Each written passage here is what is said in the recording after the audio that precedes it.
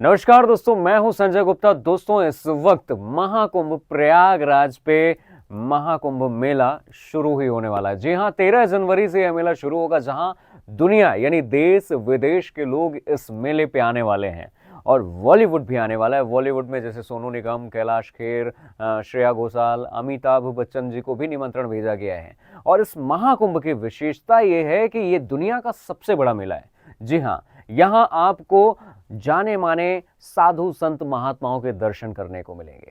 और दूसरी बात, शाही स्नान का बहुत ही बड़ा महत्व होता है। शाही स्नान का पर्व, जितने भी शाही स्नान है, उस दिन ऐसा माना जा रहा है कि वहां करोड़ों लोग मौजूद होंगे। और अगर हम बात करें कि वहां साधु संत महात्माओं के जो दर्शन मिलने वाले हैं, बड़े दुर्लभ मिलने वाले हैं। ऐसा देखिए, नाम जो है वो जगह है संगम।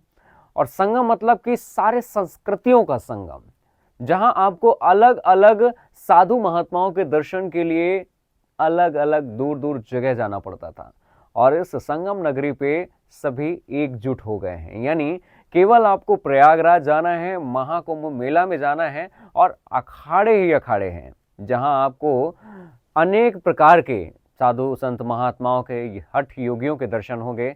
कोई बाबा हठ के योग के माध्यम से सिर पर मुकुट में अपने रुद्राक्ष की मालाएं उन्होंने एकत्रित की हैं, जिसका वजन 45 किलो माना जाता है। तो वहीं कुछ बाबा ऐसे हैं जो हाथ खड़े किए रह के तपस्या कर रहे हैं, और पिछले कई वर्षों से उन्होंने हाथ ऊपर करके तपस्या कर रहे हैं। तो वहीं कुछ ऐसे नागा साधु भी हैं जो विशेष रूप से, आप अगर बात करेंगे कि इतने कड़कड़ाती हुई ठंड में बिना कपड़े के कैसे रहते हैं, वो भी, उनके भी दर्शन आपको करने को मिलेंगे। और जाने माने संत महात्माओं के, जैसे हम बात करें कि चित्रकूट तुलसी पीठाधीश्वर महाराज, श्री राम भद्राचार्य महाराज, और देश विदेश के भी संत देखने को मिलने वाले हैं। किन्नर अखाड़े वहाँ मौजूद हैं, जहाँ किन्नरों की भी जो संख्या है, जो साधु संत महात्मा हैं किन्नरों के, उन्हें भी देखा जाएगा। और इस स्तर पर वहाँ तैयारी की गई है कि किसी भी प्रकार की कोई असुविधा नजर नहीं आएगी आपको। अगर हम बात करते हैं योगी सरकार की, तो योगी सरकार ने इस महाकुंभ को काफ़ी डिजिटल बनाया है। और विशेष रूप से अगर ख्याल रखा है तो साफ सफाई का और आवागमन के साधन बहुत सारे हैं।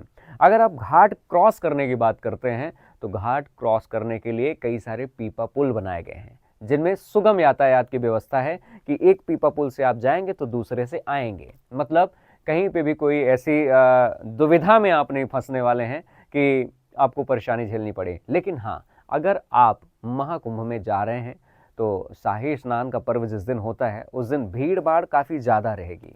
और विशेष रूप से अगर आप शाही स्नान के लिए जा रहे हैं, तो असुविधा सिर्फ इस बात की हो सकती है कि आपको ज़्यादा से ज़्यादा पैदल चलना पड़ सकता है।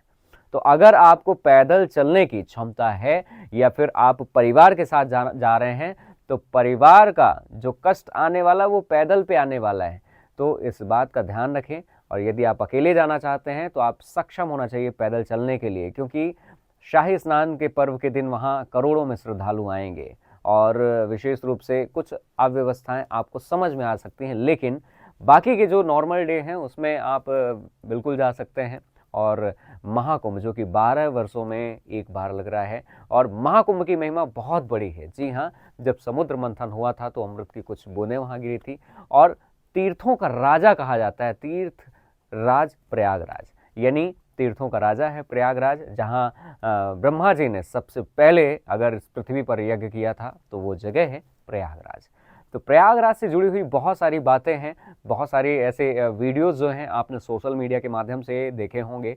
और अभी शुरुआत होने वाली है 13 जनवरी से।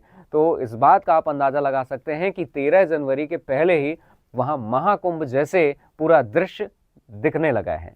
पूरी तैयारियां हो चुकी हैं, पूरी व्यवस्थाएं हो चुकी हैं, साधु संत महात्माओं का आगमन हो चुका है, उनकी पेशवाई हो चुकी है। पेशवाई मतलब उनकी रैली के माध्यम से वो अपने अखाड़े तक पहुंचते हैं। और बड़ा ही दिव्य और बड़ा ही भव्य इस बार का महाकुंभ होने जा रहा है।